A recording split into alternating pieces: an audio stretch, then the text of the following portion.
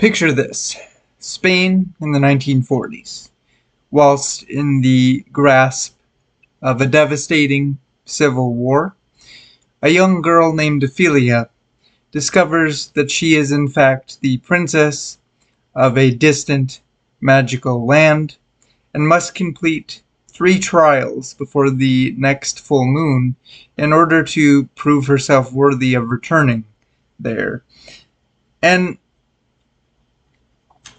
I gotta tell you, this one was a bit of a struggle for me. Um, I'm very torn with regards to my feelings towards it. On one hand, you have the fantasy guy, right, who couldn't help but want or expect more out of it. Like I just kind of kept waiting for it to pick up steam and really open up, similarly to how a Wonderland or maybe a Narnia or something like that would, and was rather disappointed when we didn't quite get there. And then there's the other side, the more logical part of me, I guess you could say, that leaned more towards, that's not the point of this. This movie is much more about the journey of getting back to that place, as opposed to um, expanding on or really diving into the world itself. And the little snippets of fantasy that we do get are tailored to suit that specific purpose. And then the more I thought about it, I'm sitting there kind of looking at every aspect of the film as a whole in its entirety. And something comes to mind.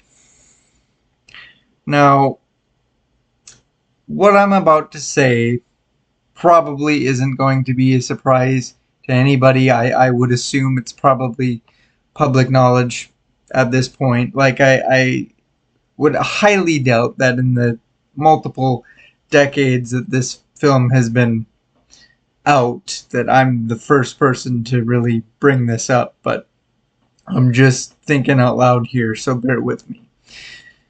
It all of a sudden struck me that this movie could be one giant metaphor, however you want to say it, for the journey or the pilgrimage into heaven. And there's a couple reasons why I say that. For one thing, Ophelia's life at the point where the movie takes place is immensely difficult. It downright sucks. I mean, her father's been killed. Her mother dies in childbirth, leaving her with an infant sibling who has been claimed by her tyrannical stepfather. Pretty much everybody that she is growing close to or has grown close to either has or is at significant risk of dying due to the civil war that's happening around her, all while trying to sneak around and complete her tasks in these trials without getting caught at the strict behest of Pan. The last of which, in layman's terms, comes down to her willingly sacrificing everything she's got. Everything she's got to offer in terms of, like, the right to her throne, her immortality, everything like that, in order to prevent the shedding of innocent blood. Spoiler alert, she dies to protect her little brother. which is what ultimately rewards her with being able to enter into her home, her kingdom, her fantasy land, however you would want to describe it. And I'm sitting there kind of chewing on this, and I'm like, if I was this little girl in this position, somebody that was quite passionate about these fairy tales, um, folklore, myths and legends, all that sort of thing. This is probably what I would want my little slice of heaven to look like. Um, I don't know, food for thought, I suppose. But all in all, I do have an enormous amount of respect and appreciation for this movie. But I do have to take up issue with the statement that is on the front of the DVD case that states that this is on the same level of high fantasy as Lord of the Rings. Can't quite jump on board with that one. I just feel like there's not enough here to support such a claim, in my opinion. Um,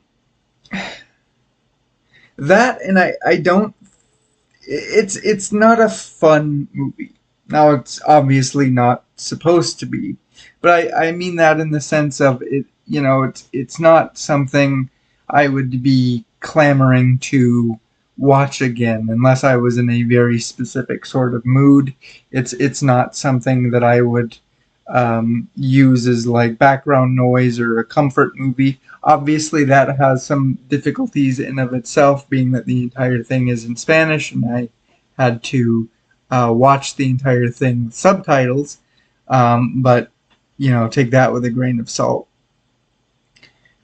I just don't think this is a movie that I would go out of my way to recommend as like a must watch to anybody who hasn't seen it. Um, I don't know. Maybe at the end of the day, it just wasn't what I expected, wasn't what I wanted it to be. I don't know exactly what I was looking for here, but I just don't think I found it. But it is what it is, and what it is fine. It's enjoyable, but that's about as far as it goes, I think. So that is going to wrap this video up, you guys. But as always, take care of yourselves. Thanks for watching, and we'll catch you in the next one.